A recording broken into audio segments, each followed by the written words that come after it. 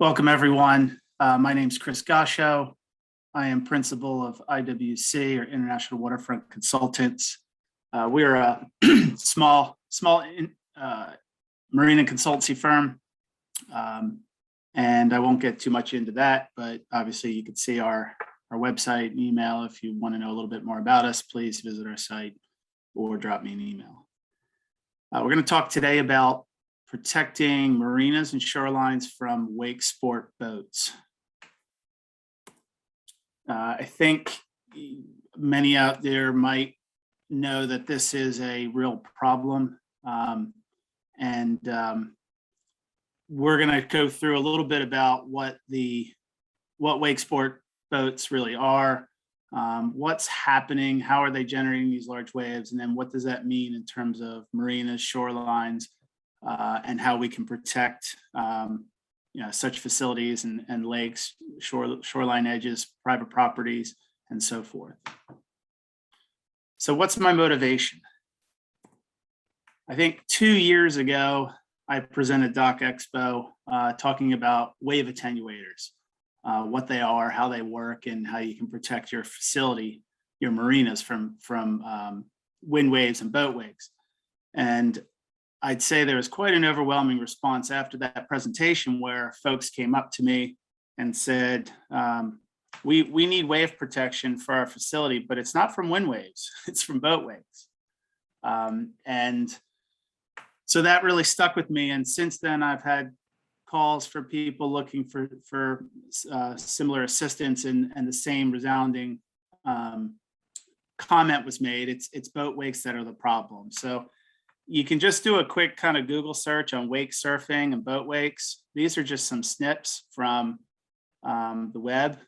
And you can see that it's very quickly a search. You'll find that there is a real problem here and a disconnect between this recreational boating usage and these marinas, these property owners, these lakes that are responsible, these management companies responsible for managing these lakes and so forth.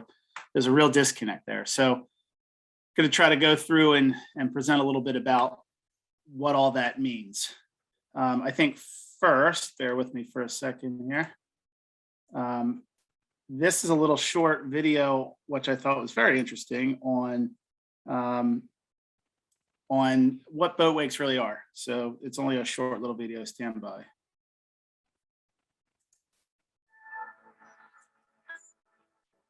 If you look at the wake behind a duck or a kayak or a ship, you might notice two unusual things. First, the wake isn't simple like the perfectly straight shock wake of a supersonic projectile is. It's a fascinating feathery, ripply pattern. And second, that feathery pattern looks the same. Same angle, same repeating pattern of ripples along the edge, same reverse arcs in the middle. It looks the same regardless of whether it's made by a duck, a kayak, or a ship, even though they're all moving at different speeds and the waves are very different sizes. In this video, we're going to explain exactly where this shape comes from and why it looks the way that it does. Ultimately, it comes down to the surprising physics of water waves. While there's a single speed of light waves and a single speed of sound waves, there is no single speed of water waves. In water, longer waves travel faster, while shorter waves travel slower, at least for waves that are bigger than a few centimeters. This phenomenon where different wavelength waves travel at different speeds is known as dispersion, because waves of different speeds disperse from each other, and it makes water waves both interesting and complicated. Like a boat wake. To explain the shape of a boat wake, we'll start by looking at water waves of just a single wavelength and speed. A boat traveling across this simpler water creates a series of circular waves. If the water waves are faster than the boat waves encircle it, but you don't get a wake. If the waves are slower than the boat outruns them, and the circles all add together to create a V-shaped wake. And if the waves are even slower, the boat will outrun them even more, and they'll add together to a narrower V-shape.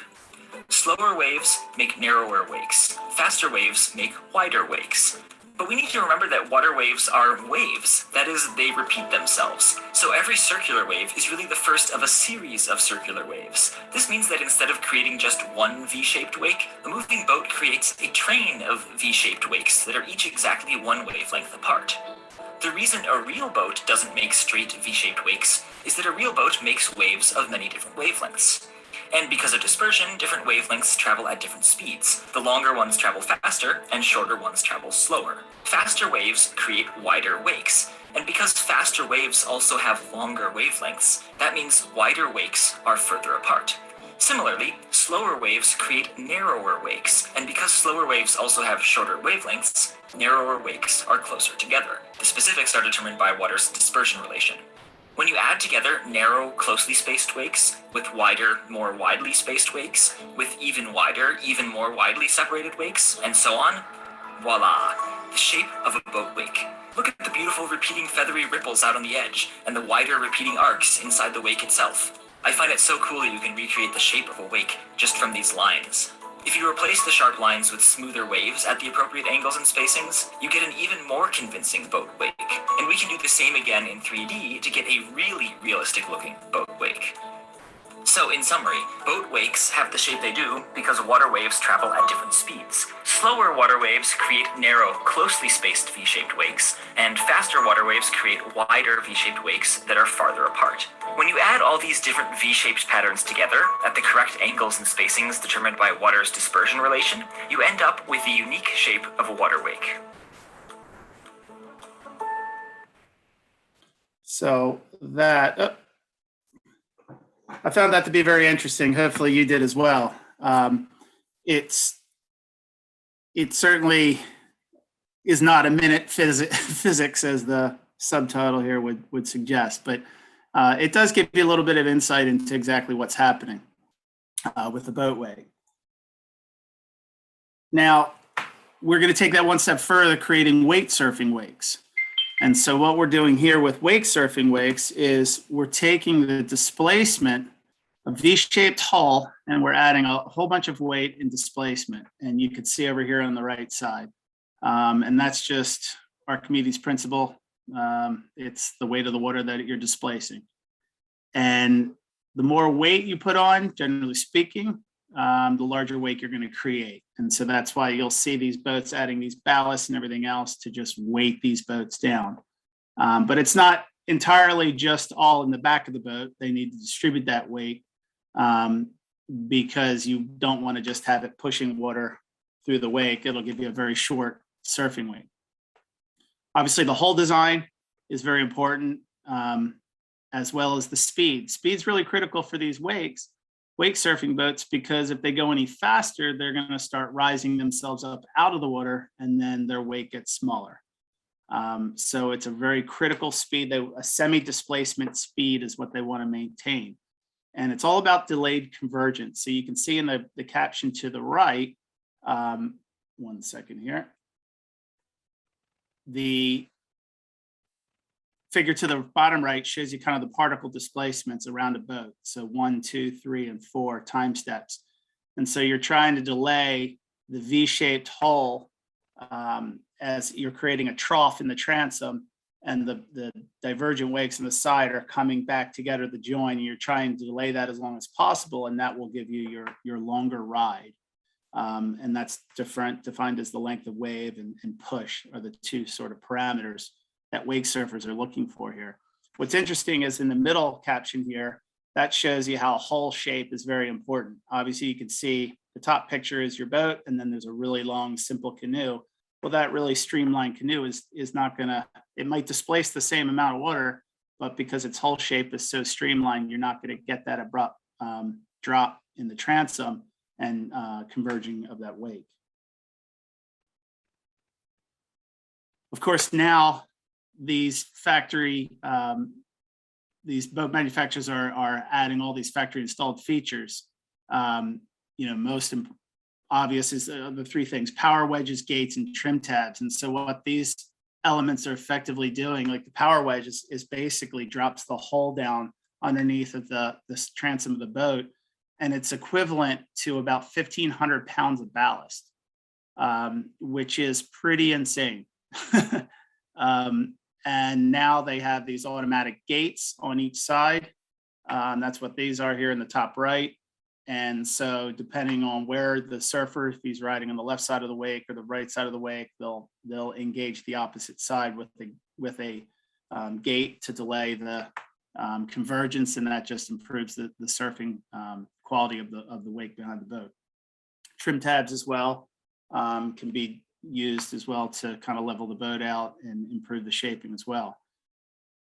And so all these elements are being added on, and all these additional features to wake enhance, increase the weight of the boat, all these features. And so you're getting a really popular type of recreational craft now.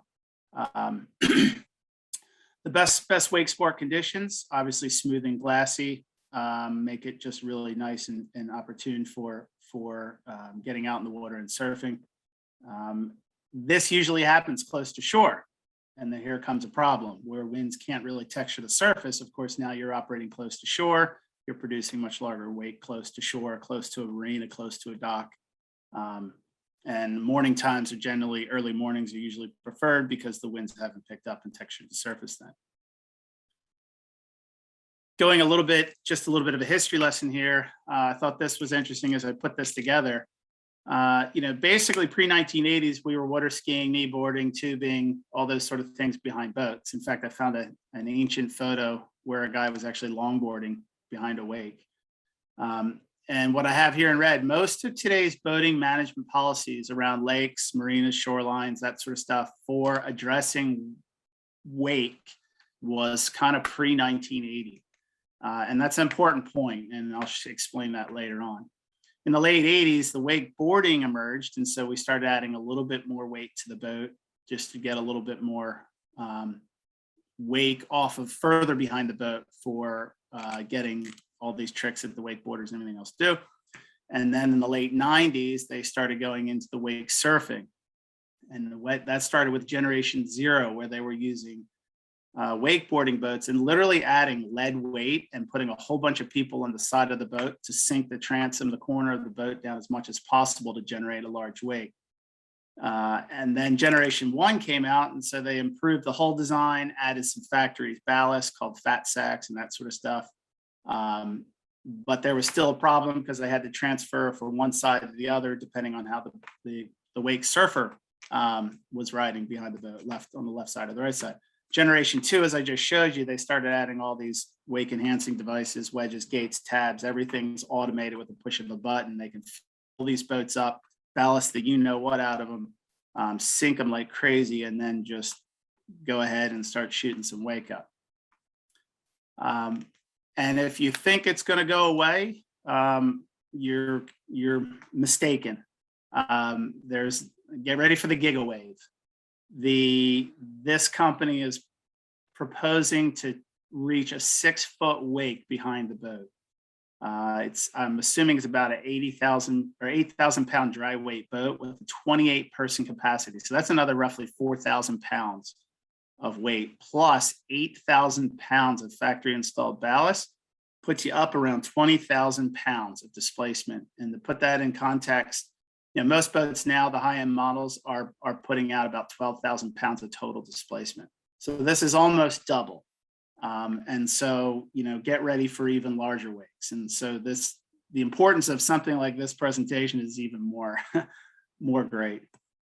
And my last point, kind of hitting on wake sports in general, is it's not going away. Again, just like the Giggle Wave, if you think that this is just a short phase, the economics are proving that it's not. And this is part of what's causing the conflict. Boating was a real problem, getting the next generation of boaters going, filling up your marinas and all that sort of stuff. Well, now there's this conflict because you want these boaters to come in, you want the revenues in the marinas, you want the action on the water.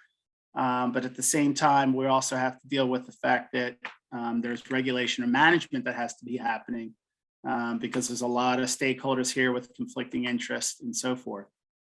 And this just gives you a little snapshot, from 2012 post-recession to pre-pandemic, post-pandemic, how much sales have continued to increase for wake sports. And I mean, even just this last quarter, Malibu, one of the top performers for wake boats, had crazy sales. So, this is not going away. These issues need to be addressed. And that's a perfect segue here. We're going to get into that now. What does this all mean? How can we quantify, or how much greater are wake sport waves? Well, there was a study done for the Water Sports Industry Association, and they looked at Nautic G23, 23-foot boat. They had the factory displacement 5,900 pounds, and they ran some tests. So basically looking at cruising activity, which would be, say, similar to water skiing, and that was only 5,900 pounds ballast. They looked at wakeboarding activity, where they increased the ballast to 8,750, and then wake surfing, where they went over 10,000 pounds of ballast, or total displacement, sorry. And what you could see here on the right side is this is effectively where we're looking at now. Of course, deep and shallow water affects the transformation of the waves. So let's just focus on the deep here. You're looking at max wave height, say around 15 inches for cruising, right off the sailing line. And that obviously will decay as it propagates away from the boat track. We're up to 22 inches for wakeboarding and up to 26 inches for wake surfing. And there's your periods are kind of slowly increasing as well, from 1.8 to 2.2 seconds. Now, remember this figure, because we're going to be using this a lot as we carry on further in this presentation. But there were some other studies as well done by some others that have found similar results. And so this is kind of setting the stage right now for how we're going to take a look at really what that impact means. What I did mention, as you could see from that previous slide, was the decay, boat wakes decay. And it generally decays by about the negative cube root. And this was just some sensors where they set it close to the sailing track line and then close to the shoreline, 5 sensors.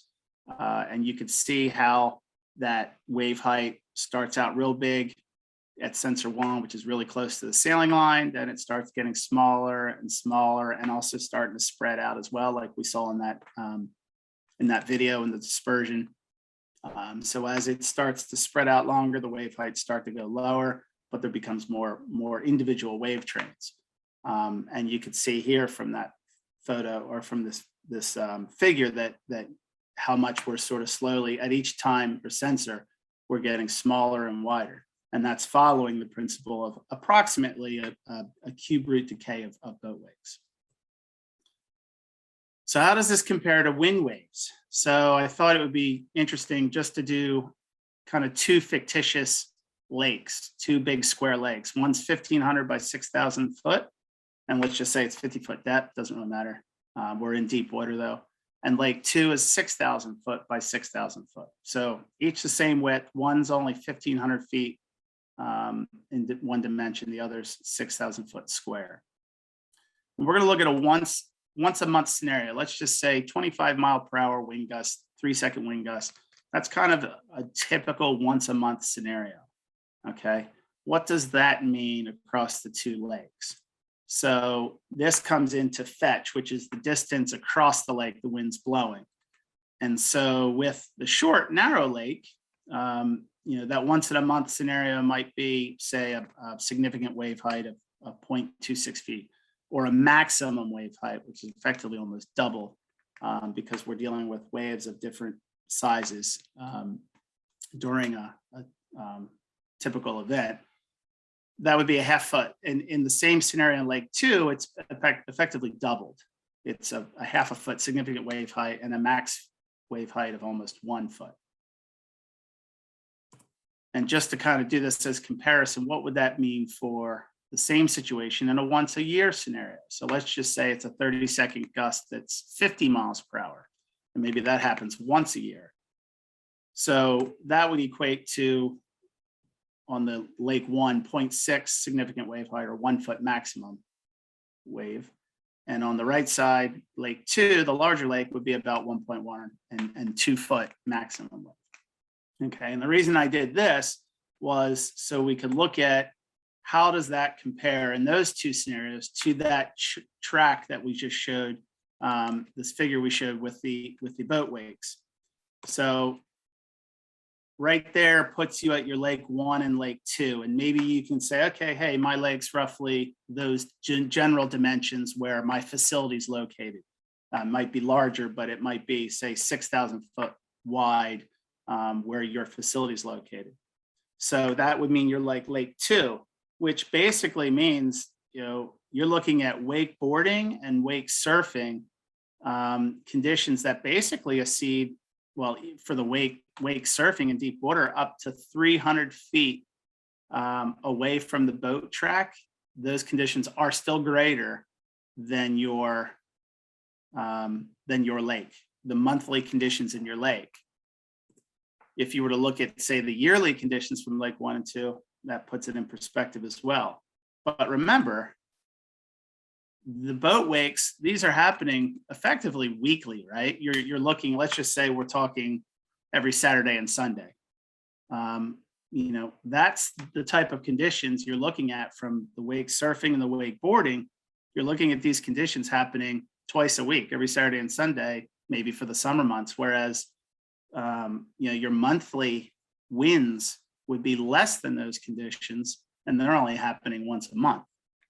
And so this is part of what is evolving in the problem here, that now we're suddenly seeing these boat wakes a real problem.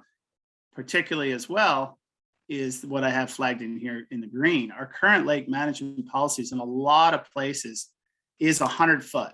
Now, some places have differed. I think Lake Tahoe's bumped theirs up to 300 or something. There's a lot of different places, but generally speaking, it all began around 100 foot. They're saying, keep your distance at least 100 foot from shore.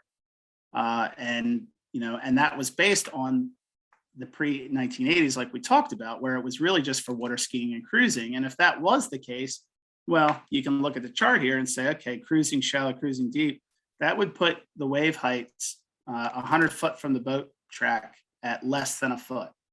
And so that kind of is, okay, less than a foot's fine, we can deal with that. And so it probably has a lot to do. I would speculate that was the reason and rationale behind the policy.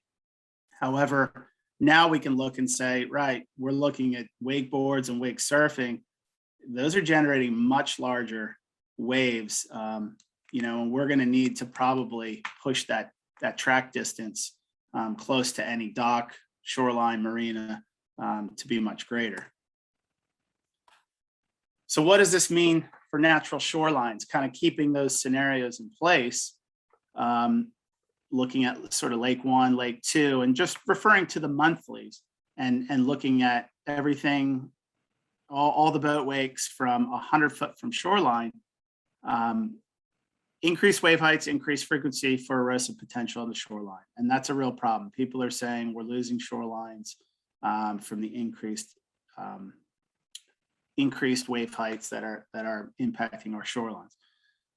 But it's some of the literature just really wants to go straight into saying it's a terrible bad thing and that's it, and it erodes every shoreline it hits. Well, that's not necessarily true. Erosion is a function of the sediment properties among many other parameters. If it's very coarse sand, these waves probably will be just fine. If it's a sandy beach, actually, it's well documented that you need kind of regular wave agitation on a sandy beach to keep the beaches clean. Otherwise, fine sediments and silts will start piling up, and then it degrades the quality of that beach sand. So it's not always a bad thing, but generally speaking, in a lot of lakes where you don't have sandy beach and it's more like clays and really fine material muds, that this will be an erosive agent to that. What I did here in the comparison is just looking at wave energy. That's kind of being used as a term to talk about erosive potential. So with that scenario in Lake 1 and Lake 2, the monthly conditions, you can see there we have our wave energy in pounds per foot. Now going from cruising to wakeboarding to wake surfing, you can see how much we've exponentially increased the wave energy along the shoreline. And so we're looking at, say, what do we have compared to monthly wind waves on Lake 2? You're looking at 8.5 times the amount of erosive potential in terms of wave energy from wake surfing than from wind waves on Lake 2. So Lake 2 is that 6,000 foot, the longer fetch. And that's a significant difference. And again, making the point, this wave energy, this 8.5 times is happening weekly or twice a week. So, that's a real problem. And here's some evidence of that. These are just screenshots I've grabbed off the internet. One, again, it's very difficult not seeing it ourselves, but the captions say that it's been eroded from excessive boat wakes happening all the time, and it just scoured out the edge here, and this is in a marshland as well, which is obviously very clay material in an estuary, and so that's eating it as well. It makes sense when you look at the numbers. What about bulkheads and seawalls? Same thing, increasing wave heights increases the frequency for the cyclical forcing on bulkheads and seawalls. And so similar to the scenario we did with the shorelines of wave energy, now we'll talk about wave force on a 6 foot deep bulkhead. Maybe the edge of your shoreline is bulkheaded or your property is bulkheaded. So looking at those same scenarios, monthly lake 1, monthly lake 2, the wake surfing will create 4.5 times as much force on the bulkhead than monthly wind waves on lake 2. So the longer fetch wave, we're looking at 4.5 times as much force. Now, for a bulkhead, okay, it might actually be able to withstand that because it's got soil packed in behind it and not much of an issue. However, what that can cause, the increased wave force and increased wave height, can cause overtopping, splashing and overtopping over the crest of your bulkhead and washing out the backfill in behind your wall, which could then just deteriorate your wall performance. And now you've weakened the counter force. And so now when that wave hits it, it can actually start stressing it and perhaps failure.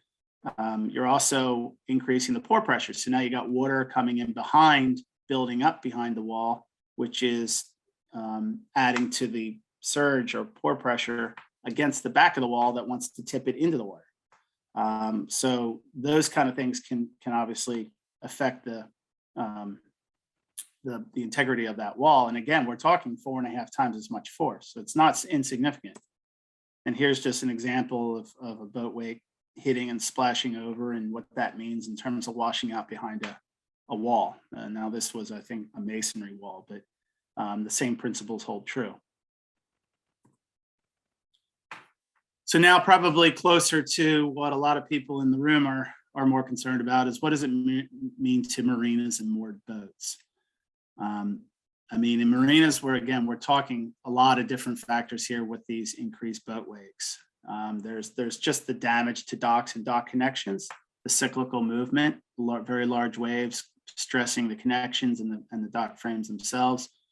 And over time, that's going to take a wear and it's going to give. There's the risk of damaging boats or boats damaging docks.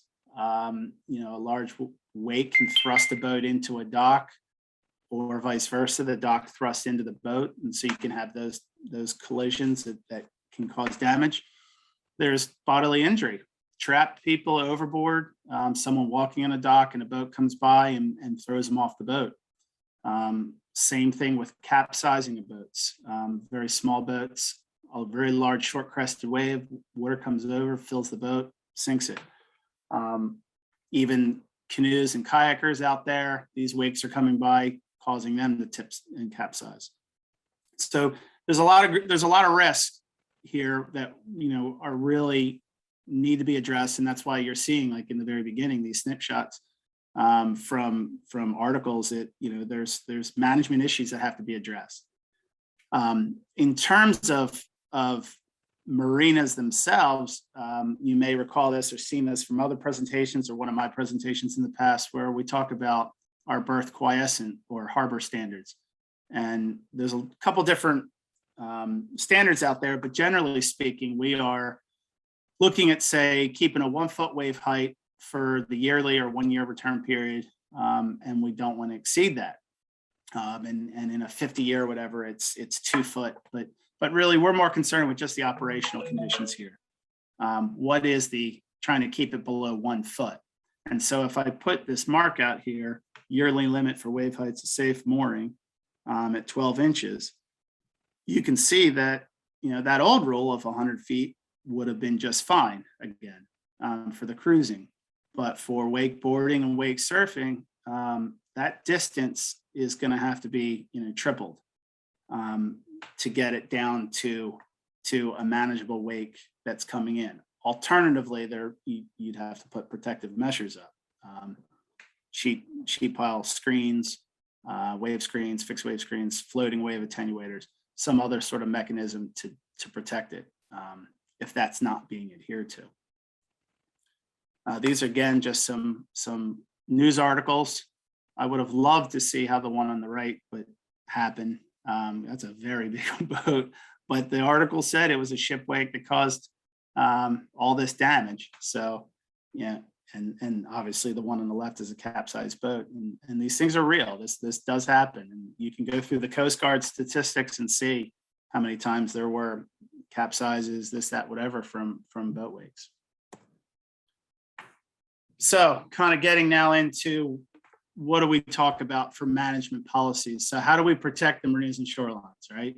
So the first thing we can do is put in management policies for the wake sport boaters themselves.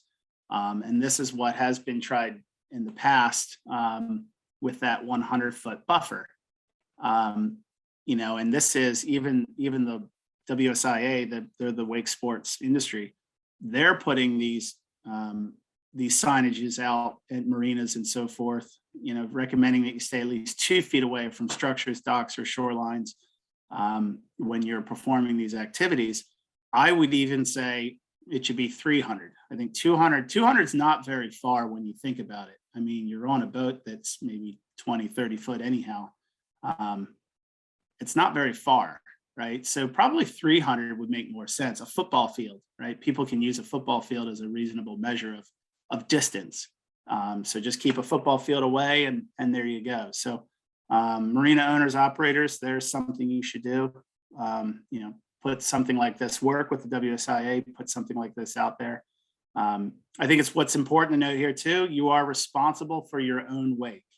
That is something that I don't think people really fully appreciate and understand, that there are lawsuits. People have found this person had caused that wake and caused that damage, and they're responsible. So hitting home on that message might freak them out a little bit. But some other things that can be done aside from the 300 buffer, just generally make a rule, limit wake sports to the middle sections of the widest sections of the water bodies. If we can keep this activity happening out in the center of these water bodies in the widest sections, then we know that decay will happen, and there should not be much of an issue. I think some other policies: avoid ballasting in the slow speed, no wake zone. So these boats ballast themselves with extra fat sacks. They fill up with water. Don't have them do it. It takes time to do it, and I've been guilty of this. We tend to do it when we leave the marina because it takes time. So wherever we get to run the boat to do the surfing, we're ready to go. But if you could put a policy in where say, hey, you know what, in slow speed, no wake zones, or until reaching the area designated for wake surfings, please don't ballast your boat, and unballast your boat when you're done in those zones before coming back. That's just a good practice, and I don't think people would have much problem with it. Similarly, running parallel to shore with asymmetrical wake requires the non-surfing side to face the closest shoreline.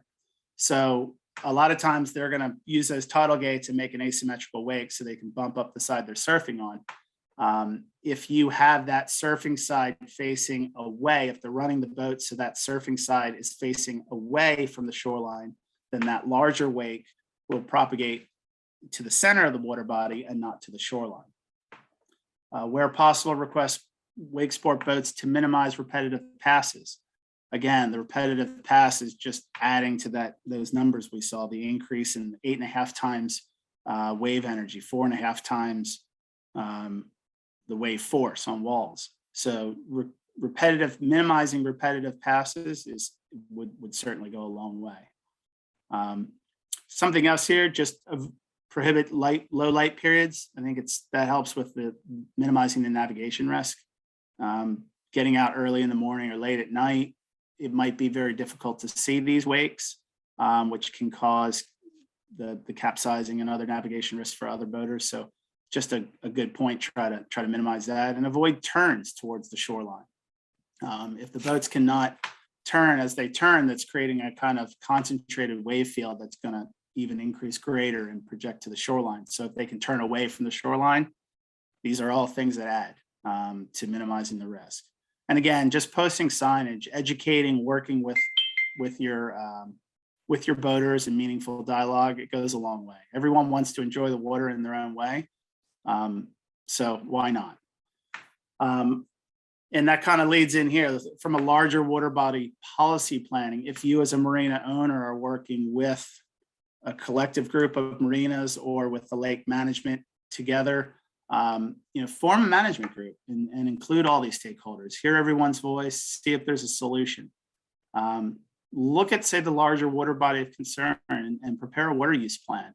Try to map out areas where it might be muddy shoreline or revetted shoreline, or sandy shoreline or bulkheaded. Try to identify sensitive environmental areas that you want to stay from, or critical land uses along the waterfront that you don't want to impact. See if there's not a way that you can work together to develop some obvious zones that stand out and say, hey, you know what? This whole stretch of shoreline is hard rock. There's not much of an issue there. So let's kind of use that area. And that could be the designated wake surfing area. Something that I know it might sound a little bit far-fetched, the picture in the right is, and this goes to a larger city or lake management planning, but creating a wake park. 30 years ago, we probably didn't think that skate parks would be something real, yet here we are, and around almost every township and municipality, that public park has a skate park. It might not be everywhere, but there's a lot of them out there because people are seeing that this is, a positive thing. People are getting out, recreating. It's just not what we thought 30 years ago. The same thing with wake surfing, and that could be done with putting maybe 2 long wave attenuators out in the middle of the water, or at least just one between the passing boat and the shoreline of interest. And then those boats can run along and they could actually come back, tie up. You could have even floating bathrooms out in the attenuators, and these things could be anchored out there, and it would just protect those waves from hitting the shorelines. Not the farthest fetch idea, but who knows? For protection options for marina owners, we talked about wave attenuators. There's wave screen walls as well, rubble mount breakwaters. I think for most lake marinas, the attenuators are going to be most likely the preferred choice. You're looking at the wave height range and wave period range, which is really in their optimal place where they can work. They're ideally suited for those types of conditions. Just a real brief on floating wave attenuators. You might remember from my previous presentations, these are complex engineered structures. Okay, there may be a lot of people walking around the trade shows claiming to have an attenuator. However, if they do not have performance specifications or something like this chart in the bottom right that shows how it performs incident wave height and transmitted wave height for a range of periods, then it's just a dock. It's not an attenuator. These things are purpose-built, engineered, complex, and one size fits all does not work. They require specific design to the site conditions. And their performance is very much a function of their designs. So there are some folks out there that have done lots of physical model studies. This is one here in the top right, but you want to get that kind of documentation, or at least have instrumentation done after the fact as a guarantee that you're getting the knockdown of the waves by the attenuator as promised or as claimed on the installation. Other options, say, just for waterfront dock owners. Now, we talked about, again, policies and management for the boaters. Now, okay, that aside, what can I do as a waterfront dock owner? The obvious is get a boat lift. That's the easiest way to get the boat up above the wave crest envelope, and job done. They're not that expensive. These lifts can handle pretty large boats, small boats. And that certainly is a very simple, straightforward way for private owners just to get their boats up and above the wave crest and avoid any of these kind of damaging waves. Slope solutions for waterfront landowners. So rock revetment, very economical, stabilizes the shoreline, dissipates that wave energy from those larger waves coming in. You can terrace your waterfront, with some beach sands as well, which is quite coarse, allows very good drainage for that overtopped water. And it's obviously the rock is very stable, so there's not going to be much issue with erosion. It's a great way to just stabilize that edge. And if you have a flatter slope, that will dissipate the incident wake better. You can add other things, vegetative shoreline, living shorelines. There's a lot of creative things you can do as a waterfront landowner to just kind of solidify, stabilize your edge. Of course, it does take cost. The bulkhead, same thing. We talked about protecting that and the issues with backfill, washing out, or increased pore pressure. So it's just really important to make sure that your crest level is high enough to minimize or limit that overtopping on your bulkheads. I think if you can control that, then you're generally okay. But if it's too high, is too much of a problem, you can go lower, and then maybe just kind of like in the bottom right, just terrace or put pavers, some sort of hard paving to limit how much that washout can happen in behind the breakwater if you have to lower your crest level for views or otherwise. That's it for the presentation. There's just some references cited and sources, and hopefully it was pretty illuminating presentation. I think it certainly is a real problem, and I think it's you're going to start seeing a lot more actions taken, but hopefully these actions are taken with all the stakeholders input to get kind of a meaningful solution that kind of doesn't really put down any particular one body or user group of the lake. Sorry, is there any other questions? I don't see any more. Thank you. All right, thank you guys.